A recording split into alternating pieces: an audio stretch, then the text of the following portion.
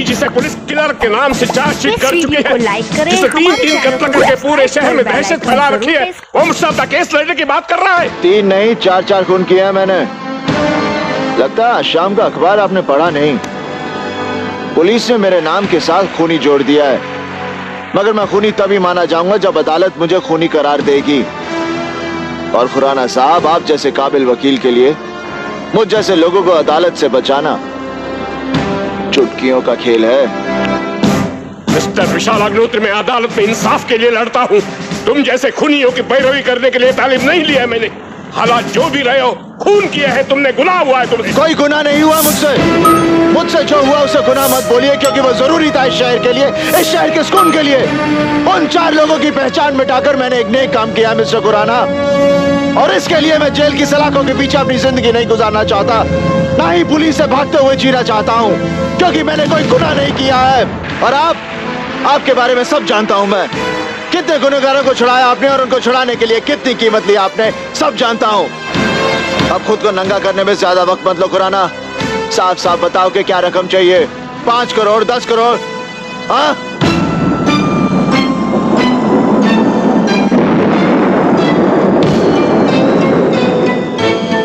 शराब पियोगे? मैं शराब नहीं पीता। मिस्टर विशाल, तुमने अपने केस के लिए जो कीमत लगाई है उससे मुझे इतराज नहीं है, मगर एक बात मैं भी जानना चाहता हूं। जिस आदमी के पीछे पुलिस लगी है, जो पनाह के लिए शहर का एक कोना तलाश रहा है, वो 10 करोड़ का इंतजाम कहां से कर पाएगा? खुराना साहब, अगर मैं बदनाम हुआ हूं तो थोड़ा सा नाम भी कमाया है, पैसे आपको मिल जाएंगे। ठीक है, तुम अपना कमिटमेंट पूरा करो और पुलिस को सरेंडर करो। ये पेपर्स तुम्हें साइन करने हैं विशाल। कोर्ट में तुम्हारे केस को दाखिला तो मिल गया है। 7 तारीख मिली है पहली सुनवाई की।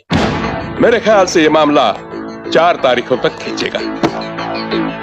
मैंने तुम्हारी क्राइम ब्रांच शिफ्ट करवाने के ऑर्डर्स कैंसिल करवा दिए हैं। अब तुम यही रहोगे। यहाँ कुछ ऑफिसर्स हैं मेरे पहचान के, वो तुम्हारा खास ख्याल रखेंगे। बस अब तुम यहाँ कुछ गड़बड़ मत करना। तैश में अगर तुम्हारा खुद पे काबू तो रहता नहीं, और मैं नहीं चाहता कि तुम्हारी चार्जशीट में कोई नई बात जुड़े। पहली कुछ तारीखों में मैं तुम्हें कोर्ट में हाजिर नहीं कर रहा हूँ। मैंने तुम्हारी मेडिकल रिपोर्ट्स लगा दी है।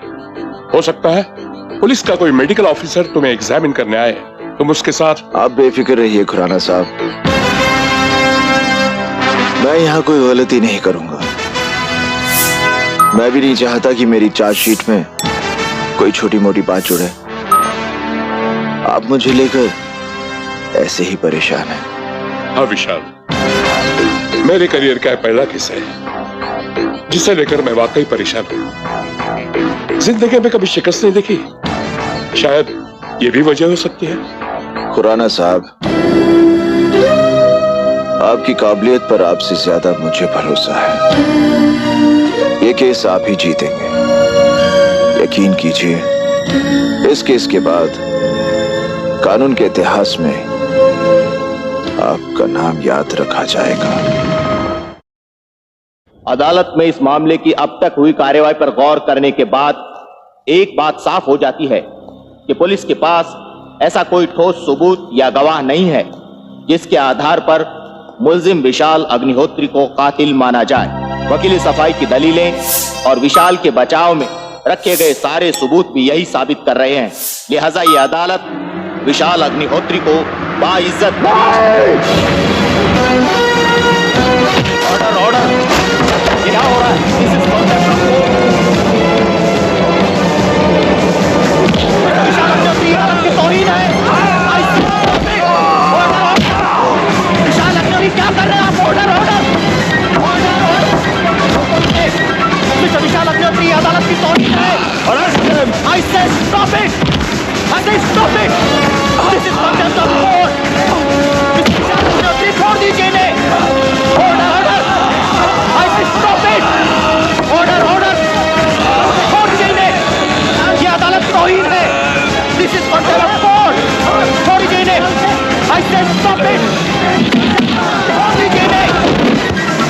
अब नहीं भागूंगा यहाँ से, नहीं भागूंगा यहाँ से, भागूंगा नहीं। मैजिस्ट्रेट जयवंत डोगरा साहब, जगदीश खुराना की लाश पड़ी है यहाँ पर, मार दिया इसे मैंने।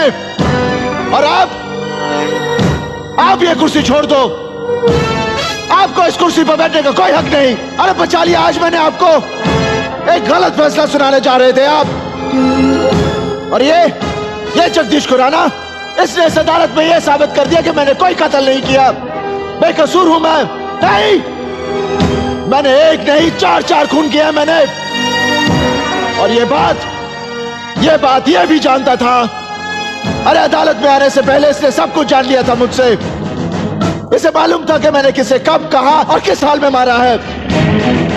इसने मुझसे पूछा था कि गोली मैंने कितनी दूरी से चलाई थी और वो गोली सीने में लगी थी या सर में। जिसका गला दबाकर मैंने मारा था उसके मुंह से खून निकला था या नहीं, उसकी आंखें खुली थी या बंद, ये सब ये जानता था। कुछ समझ में आ रहा है मैजिस्ट्रेट जयवंत डोगरा साहब? कुछ समझ में आ रहा है? 10 करोड़ रुपए लिए थे इसने मुझे बचाने के लिए। जगदीश खुराना कानून का हिमायती नहीं, कानून के बाजार में अपनी दुकान चलाता था। मैंने कानून से बचने के लिए नहीं, कानून की आंखें खोलने के लिए अपना केस इसके हाथों में दिया था। यह अदालत है, इंसाफ होता है यहां पर, सच्चाई और झूठ की परख होती है यहां पर। नहीं, यहां पर कुछ नहीं होता, सिर्फ बहिष्कार होता है, बहिष्कार, कानून का बहिष्कार। हर अदालत में जगदीश खुराना जैसे लोग करते हैं बहिष्कार, और हर अदालत में ऊंचाई पर इनके जैसा ही एक आदमी बैठा होता है, ऐसे ही। और बैठे होते हैं ये सब तमाशबिन लोग, पूरा तमाशा मजा लेकर देखते हैं। इनके लिए अदालत की कार्रवाई हो या मदारी का खेल, बस मजा आना चाहिए, मजा। क्यों आ रहा है ना मजा? मजा लो, मजा। कुछ समझ में आ रहा है मैजिस्ट्रेट जयवंत डोगरा साहब? अरे अगर तमाशा ही करना तो इतने बड़े तामझाम, इतनी बड़ी जगह की क्या जरूरत है? अरे बंद करो ये सब कुछ, बंद करो ये दुकान, बंद करो। हाँ, ले चलो मुझे काल कोठरी में। लेकिन मैंने जिसे भी मारा है वो सब इसके जैसे थे, ये हरामी जैसे लोग थे वो सब। कुछ समझ में आ रहा है मैजिस्ट्रेट जयवंत डोगरा साहब?